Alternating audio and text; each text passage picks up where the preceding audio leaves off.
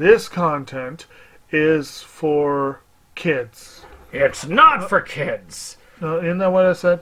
No, it's not for kids. If you are 13 years or younger, this is not for you.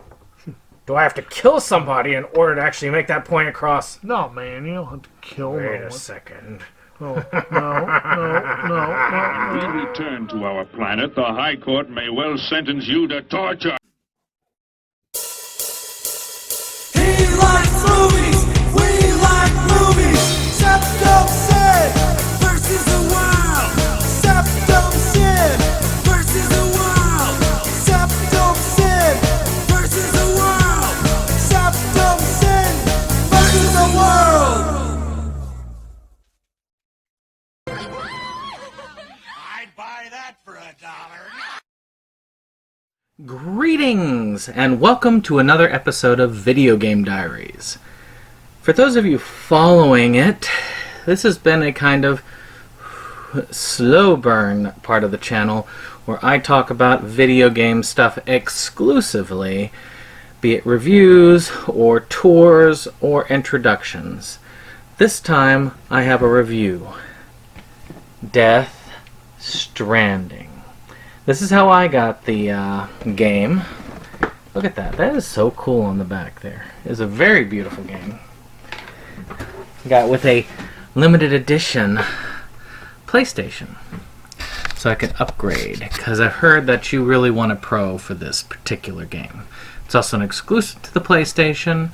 So, here we go. Of course, for those of you who don't want spoilers, play the game, come back. If you're okay with spoilers, you're good. Come to me, we'll talk. So, with that warning ahead, let's get into the review. Death Stranding is a game done by Kojima, who formed his own company after a fallout with Konami.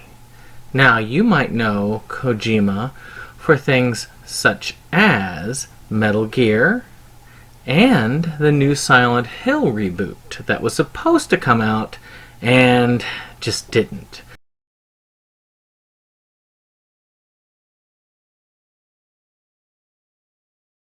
But he did some other things like Zone of Enders, Police Knots, I believe, but the thing he's most known for is the Metal Gear franchise. His zany writing and his very quirky personality, and that shows very well here.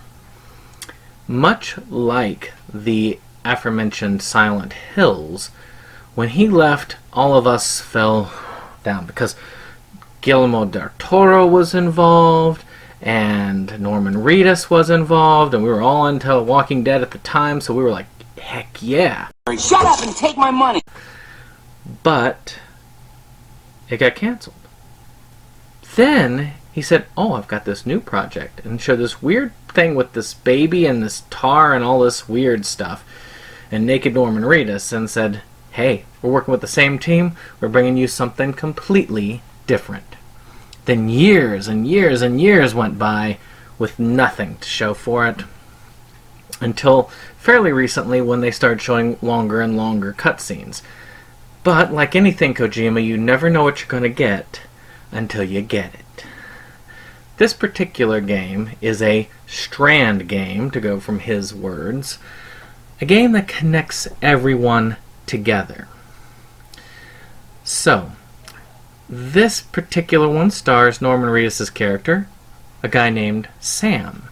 He's a porter in a world where, well, much like the Dark Tower, the world has moved on. And we are at the cusp of almost extinction. So he has to get parcels back and forth. But this group is trying to reunite the United States again through this thing called the chiral network, which is sort of like this internet bandwidth, so everybody can share their information. And his job is to go from the East Coast to the West Coast and rebuild America. Now, there's some pretty interesting things. You're going to be carrying a lot of packages back and forth, but they're not going to make it easy. you got different things that are obstacles. One, there's only so much you can carry without tipping over. You lose your balance, so you got to be careful. You got to figure out how to get over obstacles using ropes and ladders and such. Eventually you get stuff like zip lines and vehicles, which really help out, and roads. I built the entire highway system. Rebuilt it so that I could get back and forth, and it made delivery much easier for a while. Also, so you're also managing resources to build these things. On top of that, you have raiders and terrorists, both of them trying to take your stuff. And you can't kill them, because if you kill them, you gotta cremate them, or else they will blow up, which is not good. Which leads to the other antagonists, the BTs. These ghost-like creatures left over from somebody's death.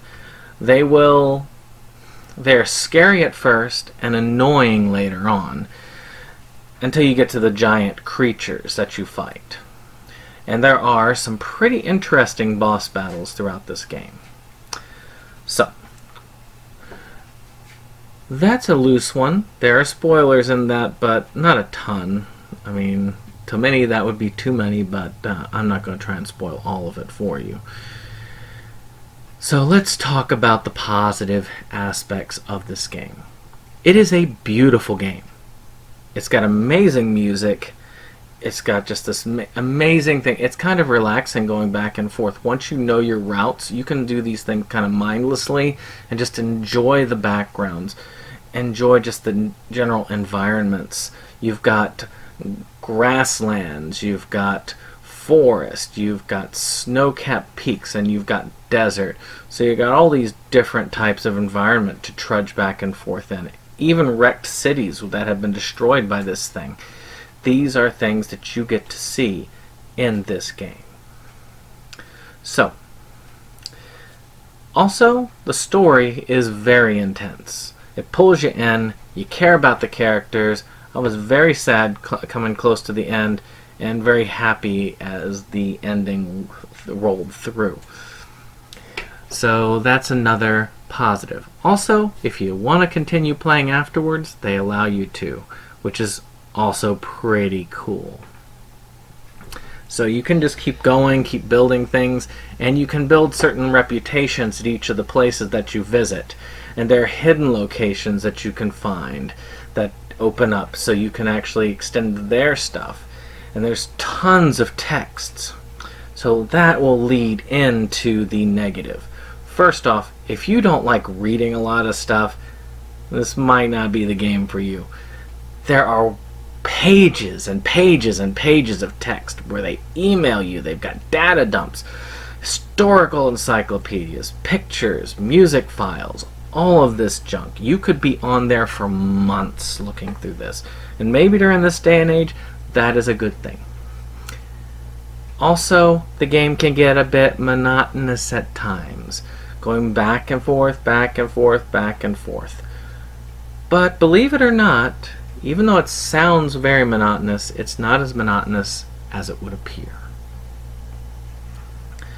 Alright. Other than that, a lot of people didn't like the challenge. I thought the challenge was just right, but I'm more of a casual gamer these days. The last battle was pretty tough. I had a very hard time doing it and not having the package damaged at the end. So, you know, I might have to keep retrying it to just see how I do. But I did beat it, and the ending goes on for a million years.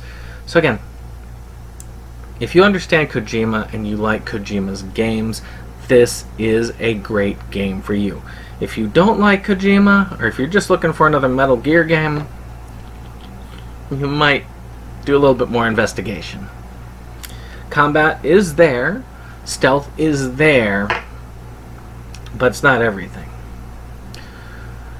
Now, the final thing is the strand system, which connects everybody together. And I think this is one of the things that sets it apart.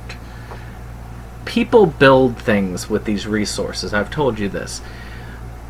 but they can help each other out by building different objects, and these objects can appear as your bandwidth increases. You can see other objects that other people have built.